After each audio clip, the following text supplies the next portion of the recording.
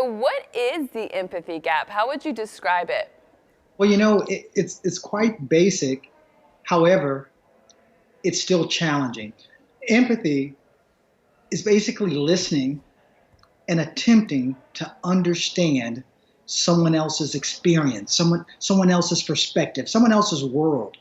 And what makes it challenging, Harmela, is the fact that it's often confused with sympathy, where I'm here, you're over there. I'm not listening as much as I'm looking, and I may say, hey, it sucks being black or brown, but that doesn't help me understand or even listen to the reasons that it may be a bad experience at this time.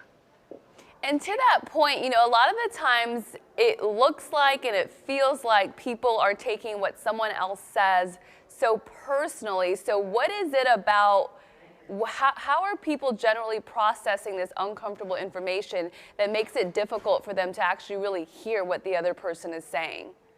Well, for one, the person has to truly attempt to understand and listen.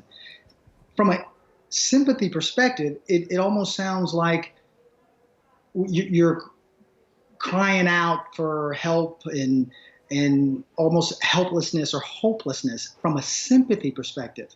So sometimes people don't go beyond that and they start judging and saying things like, oh, it's not so bad. This happens all the time. But the moment you listen, the moment you attempt to put yourself in someone else's shoes, and it's more than just putting yourself in their shoes. It's truly feeling that experience and embracing that experience. Oftentimes at that point is when someone says, okay, I get it now. Yeah, I so rarely, unfortunately on social media, I so rarely see people cross over or get to a point where they feel like, or it looks like they've expanded their understanding. It's really people just have sort of picked their sides Yes. and find their groups, but there's not so much crossover. You say acceptance does not mean you condone the behavior. What do you mean by that? Well, except not even necessarily acceptance. Understanding doesn't mean you condone the behavior. And what I often like to use as an example, teenage behavior. When teenagers misbehave, particularly in academic settings, it's important to understand what contributes to that misbehavior. But it doesn't mean that the behavior in and of itself is acceptable behavior. And that's the discussion when it comes to Black Lives Matter. When I talk to my colleagues and associates that Black lives do matter, I often have to explain why that's the conversation. And they see it from a sympathy perspective. And I say, hold it. The reason Black lives matter is it's not saying that any other lives don't matter. It would be the same as if there was an epidemic with whales that are dying and people are walking around saying save the whales. It doesn't mean that you're not saying save the sharks, save the hammerheads. What it's saying is right now, what's happening to the whales is unacceptable.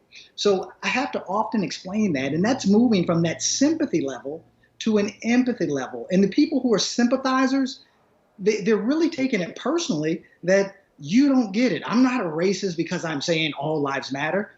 What they're saying is they're not empathic. Yeah, one of the things that I've learned through work is that a lot of the time people are not able to hold two truths in their heads at the same time. It either has to be one thing or the other, which is to me, such a fascinating psychological issue.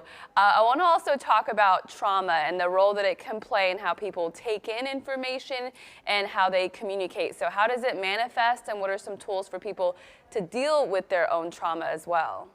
Definitely. And it just kind of piggyback what you said about the diametric opposing perspectives oftentimes. Our brain, we want black or white. That's how we want to simplify things.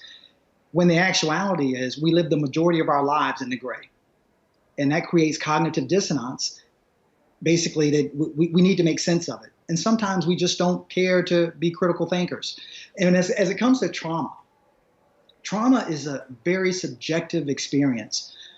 Oftentimes when people think about trauma, they think it's an event. And they say, oh, that wouldn't be traumatic to me. Well, it's not to you per se, it's to the person experiencing it. And what we can do about trauma is to first address it. The fact that what are we carrying? And if we don't address what we're carrying, we end up bleeding on people who didn't cut us. Ooh, that's deep. Okay. One really quick thing we just want to ask you, how do we move forward? What is the way to move forward as far as trying to communicate about all of this injustice that people are out protesting about? Well, I'm a social justice advocate. I believe in reform. I believe in changes to the hiring practices. I believe in mental health. However, my lane is at the personal level. My lane is working with people, individuals who make these laws, the individuals who live in communities, to search their hearts. To search their hearts, and when you're looking at people, as opposed to judging, think about your internal dialogue. What is it that you're saying? Because that will tell you if you're truly coming from a sympathy or an empathy perspective. Are you able to say, I wonder what it would take for someone to do that? I wonder how I would respond if that were my son or my daughter. Those are the questions that I want people to do. We move immediately to courageous conversations with others. No, we have to have courageous conversations with ourselves. You know, I love the we work, but we work doesn't work unless I do the me work. Yeah, I think it is so important to place yourself in that space personally to really be able to understand, because we all have an empathy gap, in different ways if we aren't able to do that. Dr. Brown, thank you so much for your insight. We really appreciate it. I appreciate you. Thank you for having me. Thank you.